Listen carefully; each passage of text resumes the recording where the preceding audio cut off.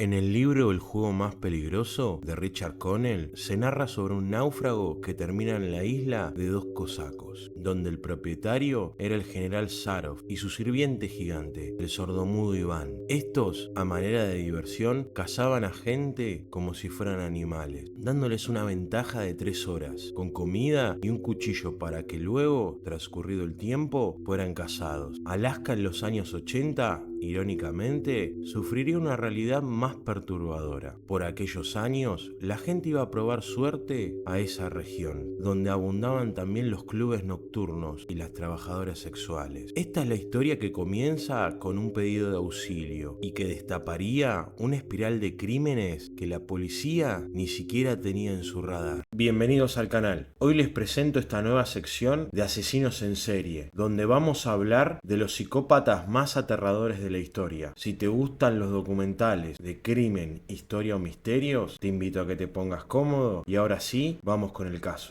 13 de junio de 1983, Anchorage, Alaska. Esa noche, el camionero Robin Young, que circulaba por una ruta a las afueras de la ciudad, vio una chica que le hacía señas desesperadas para que se detuviera. Este así lo hizo y le ofreció llevarla a la comisaría, pero la chica le rogó que no, que la dejara en el Big Timer Motel, que desde allí llamaría a su proxeneta para que la recogiera.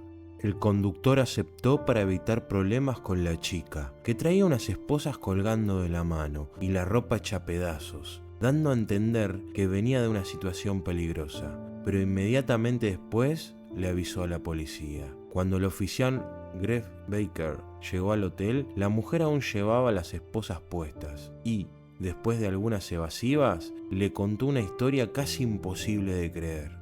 La chica se llamaba Cindy Paulson, de 17 años, y había sido abordada en la calle por un tipo bajo, flaco y pelirrojo, que le ofreció $200 para que le hiciera sexo oral. Cuando estaban por concretar el acto, el hombre la esposó y amenazó con una pistola. La obligó a subir al auto y la llevó a una casa en el barrio de Moulton. Ahí la atacó sexualmente, torturó y metió el mango de un martillo por sus partes íntimas. Baker escuchaba el relato, aunque no le parecía nada extraño. Un caso más de agresión sexual a una prostituta en Alaska, algo que tristemente abundaba por aquellos años, donde sí había prostitutas, mineros violentos y muchos casos de este tipo.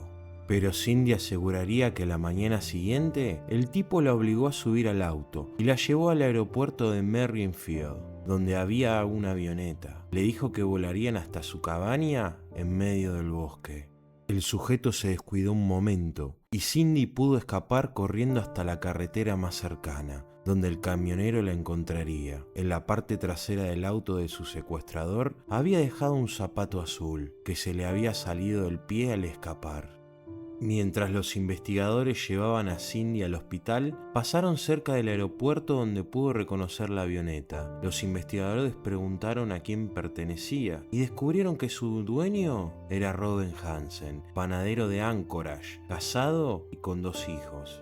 Hansen era un miembro respetado de la alta sociedad en Anchorage. Su estatus social lo ponía en un lugar de privilegios. Cuando la policía lo interrogó, negó las acusaciones y dijo que la chica solo quería chantajearlo. A pesar de esto, cuando los policías visitaron su casa, la descripción era tal y como Paulson había dicho: las cabezas de animales en la pared, el sillón y la alfombra donde la habría atacado. Sin embargo, tenía una coartada. Diría que si bien estaba solo en su casa, porque su familia estaba de vacaciones, esa noche estuvo en su vivienda con 2 amigos en una cena. Estos afirmarían su historia. A pesar de que se había librado de la situación, Hansen quedaría en la lista de sospechosos. Hasta ese momento, nadie había relacionado a Hansen con la serie de desapariciones, que casi todas eran trabajadoras sexuales y que desde hacía tiempo venía ocurriendo en la región. No era un tema importante para las autoridades. Las prostitutas iban y venían, y la hipótesis es que se habían ido a probar mejor suerte a otros lugares. Nadie las buscaba, como ocurre normalmente en estos casos. Pero esto ya venía acarreando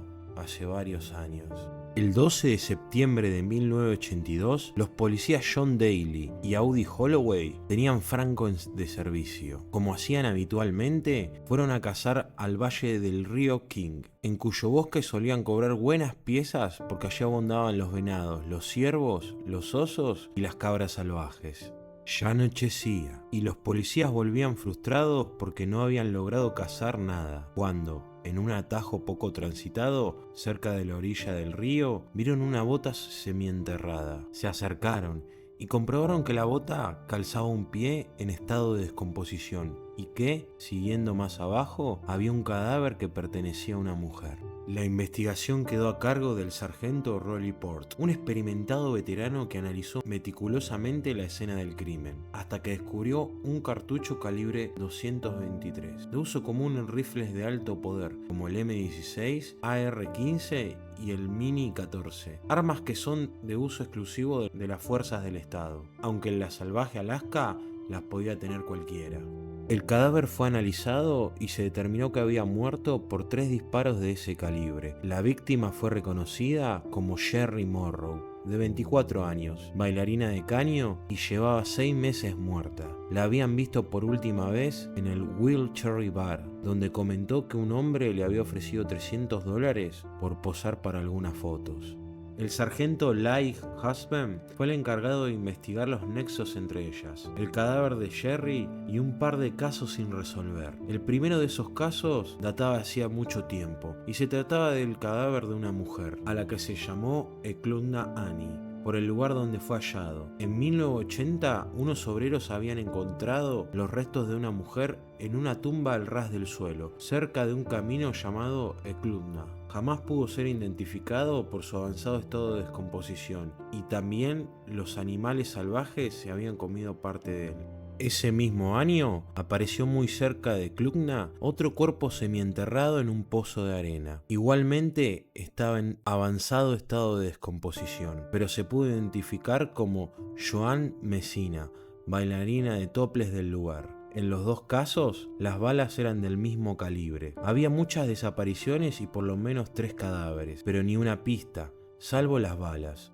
Y aquí quiero hacer un paréntesis. Maxine Farrell fue asignada al caso de un cuerpo sin identificar, luego conocido como Eklunda Annie. Al comparar vestimenta, joyería y circunstancias, notó similitudes con otras desapariciones recientes en la zona. Armó una base de datos con alrededor de 10 mujeres desaparecidas y le dijo a sus superiores que esto representaba un síndrome de asesino serial. Sin embargo, fue ridiculizada y apartada de la causa. Años después, el detective Glenn Floten retomó parte de esa información.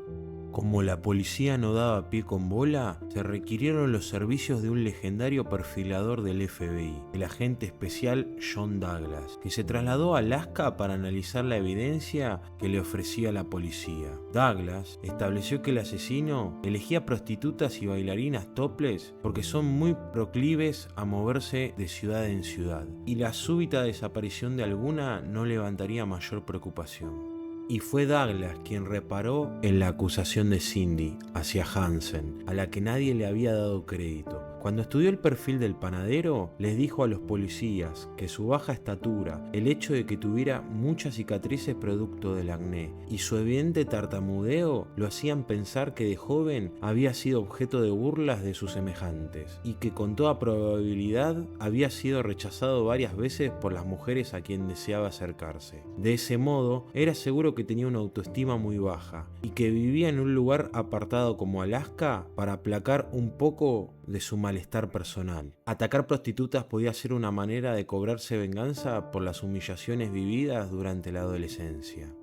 Cuando los hombres que dieron a Hansen una coartada para la noche en que atacó a Cindy Paulson confesaron haber mentido, los investigadores se centraron en él. Por otra parte, algunos policías que conocían a Hansen le dijeron que era un gran tirador, que había ganado premios de tiro al blanco y que solía jactarse de las piezas que cazaba en el bosque. Con una sonrisa, Douglas les contestó: tal vez se cansó de cazar venados y osos y se dedicó a piezas más interesantes.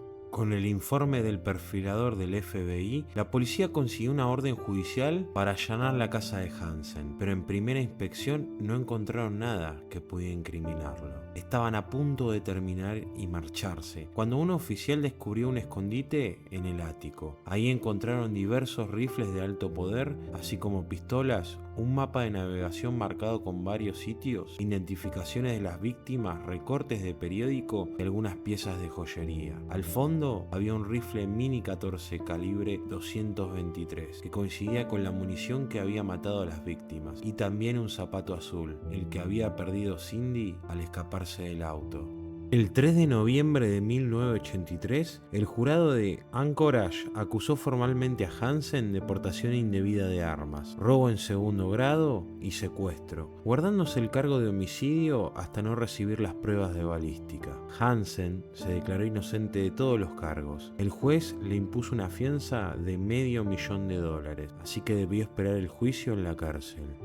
El resultado de las pruebas de balística llegó procedente de los laboratorios del FBI en Washington el 20 de noviembre de 1983 y demostraron que los casquillos hallados habían sido disparados con el rifle Mini 14 incautado en la casa de Hansen.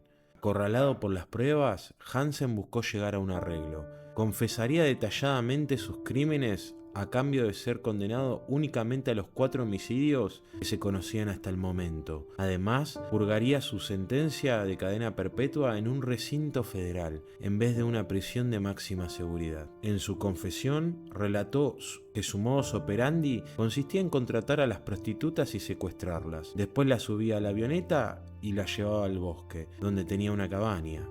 Me gustaba ver cómo se congelaban de miedo. En la cabaña las violaba y después las soltaba en el bosque y les daba una oportunidad de escaparse. Esperaba hasta que se alejaran y después practicaba tiro al blanco con ellas. Nunca erré un disparo. Los interrogadores le mostraron un mapa del bosque y señaló unos 30 lugares donde, dijo, había enterrado los cadáveres. Al día siguiente se hizo una expedición en un helicóptero militar y Hansen los condujo a 12 sitios diferentes. Se recuperaron únicamente 7 cuerpos. Para ese entonces, los medios ya lo llamaban The Butcher Baker, el carnicero panadero, un apodo que combinaba su hobby sangriento y su oficio de panadero. El 18 de febrero de 1984, Robert Hansen se declaró culpable de los 4 homicidios acordados y recibió sentencia de 461 años de cárcel sin derecho a libertad condicional. Murió a los 75 años el 21 de agosto de 2014 en el complejo correccional de Anchorage, donde había sido trasladado unos meses antes por motivos de salud. Tal y como había previsto Douglas, Hansen en su infancia tenía una relación muy difícil con su padre, quien lo obligaba a laburar horas incansables en la panadería familiar. También había sufrido acoso por parte de sus compañeros debido a su acné y su tartamudez. Había estado en el ejército de los Estados Unidos y luego, durante varios años, había sido acusado por intentos de violación y de incendios. Robert Hansen fue diagnosticado con un trastorno de personalidad antisocial y una profunda inseguridad narcisista. Su tartamudez, la humillación constante en la adolescencia y el rechazo de las mujeres generaron un resentimiento feroz. Su doble vida, padre ejemplar y asesino despiadado, revela un patrón psicopático. Buscaba poder y control, trasladaba a sus víctimas a la naturaleza salvaje de Alaska, donde les daba una mínima ventaja antes de cazarlas. No lo hacía por necesidad económica ni por impulso sexual exclusivamente, sino por el placer de tener el control absoluto sobre la vida y la muerte. Su sadismo tenía estructura, método y fue invisible para casi todos durante más de una década. Si te gustó el video, dale like, comentá, compartí y suscríbete para no perderte los próximos casos. Gracias por acompañarme hasta el final. Soy Lalo Cajetilla y nos vemos en el próximo video.